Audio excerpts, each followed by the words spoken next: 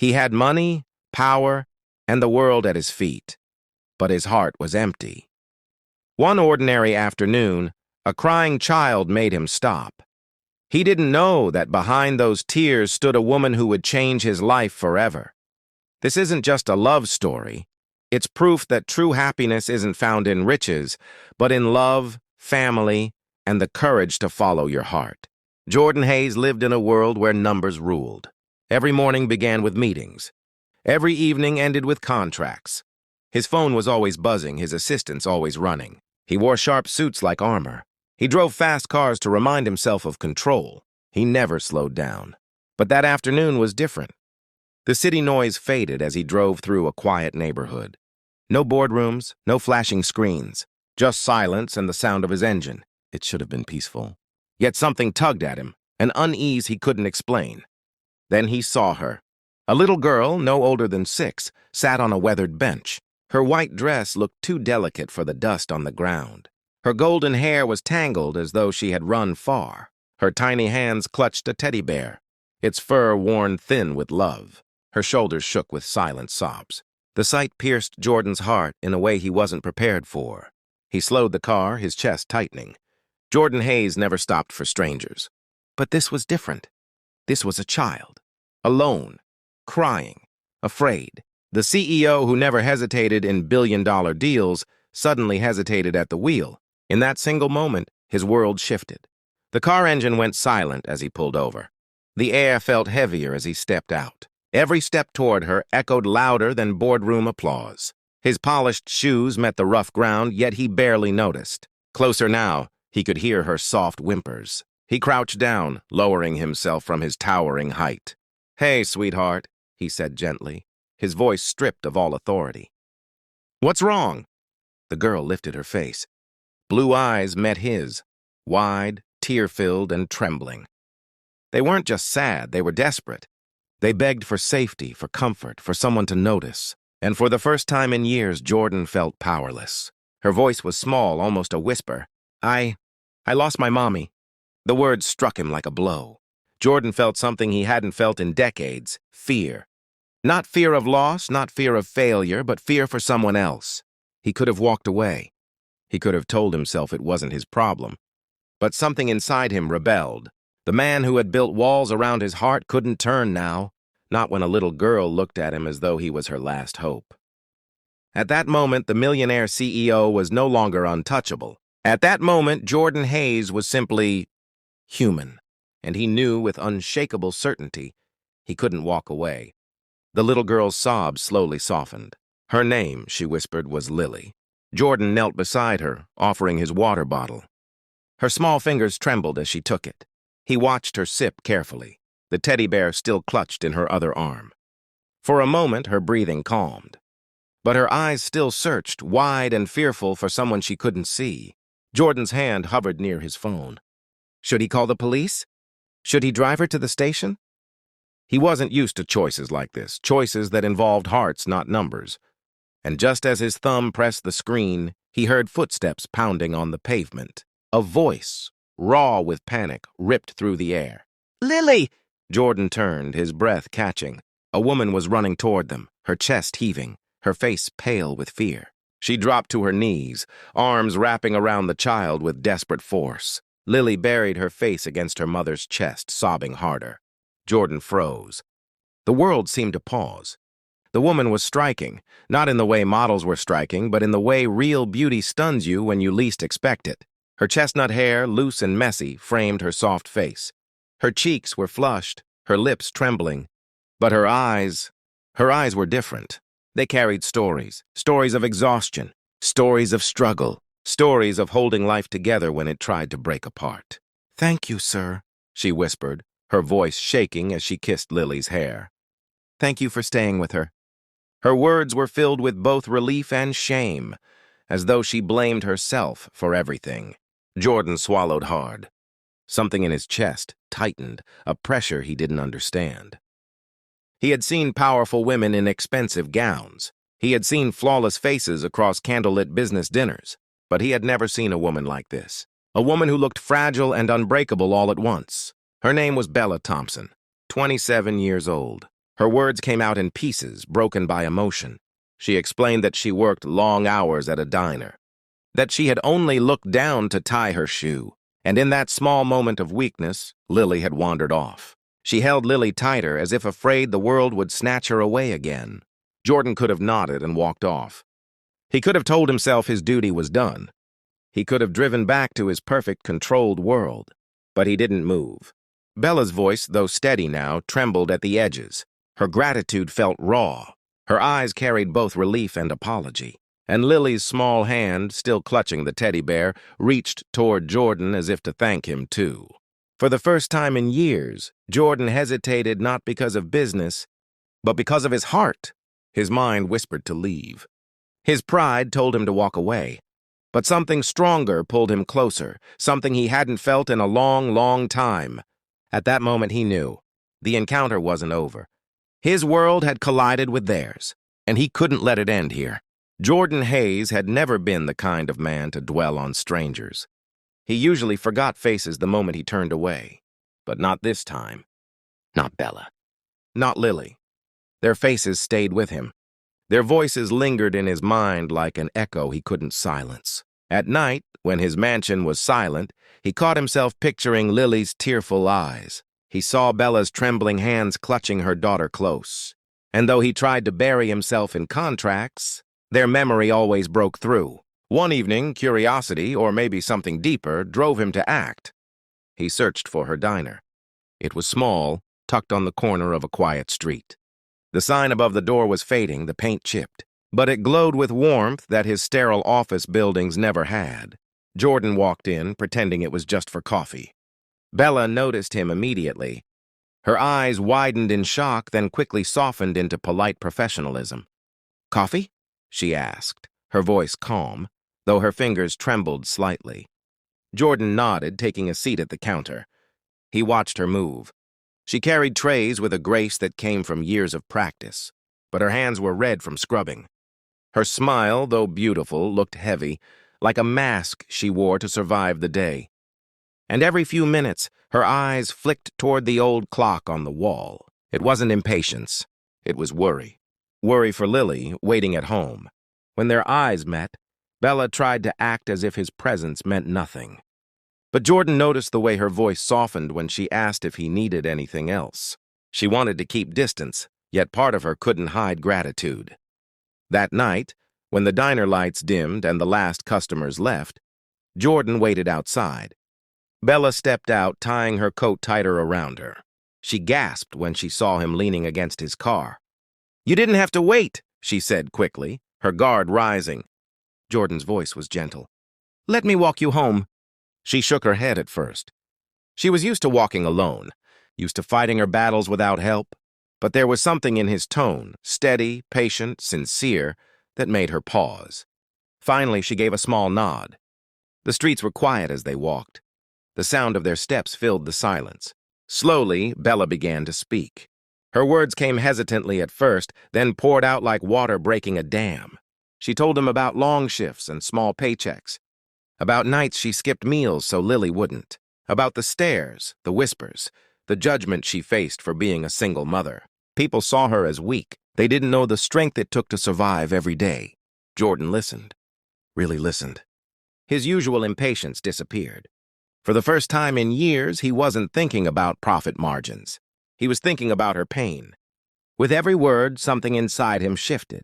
The walls he had built, walls of money, walls of pride, walls of distance, began to crack.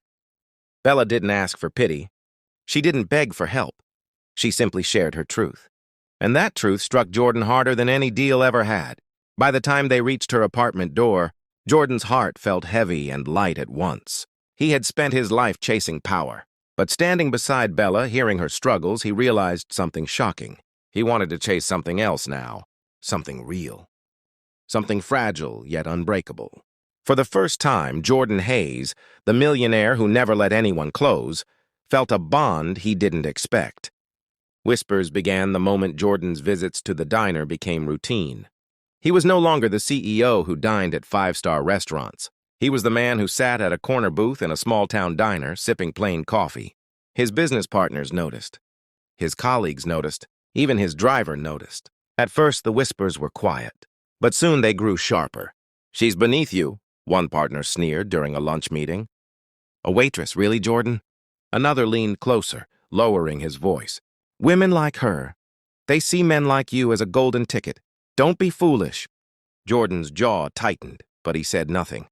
Still, their words followed him like shadows. When he returned to Bella, he hid the weight of those whispers, but she could sense it. Her instincts had been sharpened by struggle. She knew when people looked down on her, and she feared Jordan would too one day. One evening, as they walked along the quiet street after her shift, Bella stopped. Her steps slowed, her eyes lowered. "Jordan," she whispered, her voice unsteady, "you're a CEO, and I'm just me." He turned toward her, confused. But she pushed forward, her words rushing out before courage slipped away. "People will laugh at us. They'll say I'm not good enough. They'll say I trapped you. And maybe you'll start to believe them. Maybe you'll regret me." Her voice cracked at the last word. She tried to smile, but her smile trembled. It wasn't jealousy in her eyes, it was fear. Fear of losing him. Fear of being abandoned again. Jordan's heart clenched. He had faced boardroom wars. He had faced billion-dollar risks. But this, seeing Bella doubt herself, this was harder than all of it. He reached out, lifting her chin gently until her eyes met his. "Bella," he said, his voice steady but soft, "you and Lily are more real than anything in my world. My boardrooms, my parties, my wealth, it's all empty without you. I don't care what people say." His words were honest. Yet Bella's doubt lingered. She wanted to believe him. But years of hardship whispered otherwise. That night, when she closed her door behind her, she leaned against it and pressed her hand to her chest. Her heart raced, torn between hope and fear. Could a man like Jordan truly mean those words? Could he really choose her world over his? And Jordan, driving back to his mansion, gripped the steering wheel tighter than usual. The headlights cut through the darkness, but his thoughts were clouded. He knew the world would keep testing them. He knew whispers would keep following. The question was simple, yet heavy. Would Bella trust him enough to hold on? And would he be strong enough to fight for her, no matter the cost? The bond they had built was beautiful. But under the weight of doubt, it trembled. Suspense hung between them like a storm waiting to break. The hallway smelled faintly of dust and peeling paint. Bella stood there, clutching Lily's hand, her eyes wide with fear. The landlord's voice boomed against the walls, sharp and merciless. "You're late again, Bella," he barked, his hands on his hips. "I gave you enough chances. If you don't have the rent by tomorrow, you're out." Bella's voice shook as she tried to reason with him. "Please, I just need a little more time. My paycheck comes Friday. I promise I'll—" The landlord cut her off with a cruel laugh. "Promises don't pay bills. Either you have it now or you start packing." Lily clutched Bella's dress tighter, her eyes filling with tears. Bella's heart broke. She had endured insults before, but never in front of her daughter. And then the sound of heavy footsteps filled the hall. Jordan appeared, tall and steady, his eyes locked on the landlord. He didn't speak at first. He simply pulled out his wallet, counted the bills with precision, and handed them over. The landlord's eyes widened, his tone instantly shifting. "Well, I suppose that covers it. You're fine for now." He shoved the money into his pocket and muttered as he walked away. The hallway grew silent. Only Bella's shaky breathing could be heard. She turned on Jordan, her face flushed with anger. "I don't need your charity," she cried, her voice cracking. Tears welled in her eyes as her pride battled her pain. "Do you think I'm helpless? Do you think I can't take care of myself? I've been fighting alone for years. I don't need to be rescued like some poor stray." Jordan stepped closer, his expression raw. His voice wasn't cold. It wasn't commanding. It was vulnerable, almost pleading. "It's not charity, Bella." He paused, his eyes burning into hers. "It's love, don't you see? I don't want to save you because you're weak. I want to stand beside you because you're strong." Bella's breath caught. His words struck deeper than anything she had ever heard. Her heart raced wildly, fighting between disbelief and hope. Jordan's voice softened, but every word carried weight. "You've built a life out of nothing. You've raised Lily with courage most people will never know. You don't need me, Bella, but I need you." The world seemed to freeze. The dim hallway, the flickering light above, the cracked paint on the walls, it all faded. All Bella saw was Jordan, standing there with no mask, no pride, no wealth between them. Just a man who meant every word. Her tears spilled, but this time they weren't only from anger. They were from the sudden, overwhelming realization that he wasn't there out of pity. He wasn't trying to replace her strength. He was honoring it. Lily tugged at Bella's sleeve, whispering softly, "Mommy, he's nice." The innocence in her voice sealed what Bella's heart already knew. For the first time, Bella let herself believe. Jordan wasn't a savior swooping in from a higher world. He was a man who had finally found the missing piece in his perfect, empty life.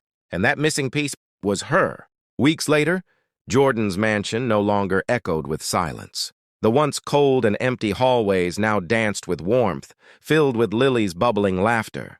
Her tiny footsteps ran across marble floors that once only carried the sound of Jordan's lonely shoes. Each giggle was like a melody, softening the heart of a man who had lived in shadows of pride. Bella stood in the kitchen, her hands busy stirring a simple pot of soup. The luxury appliances around her gleamed, but she didn't care about them. She cared only about Jordan and Lily sitting at the table, waiting with expectant smiles. For the first time, the mansion smelled not of emptiness, but of home. Jordan, the untouchable CEO, stood beside her, rolling up his sleeves. With an awkward grin, he reached for the dish towel and began washing dishes. The man who once signed billion-dollar contracts now laughed when soap bubbles stuck to his hands. Bella shook her head, teasing, "You're terrible at this." Jordan chuckled.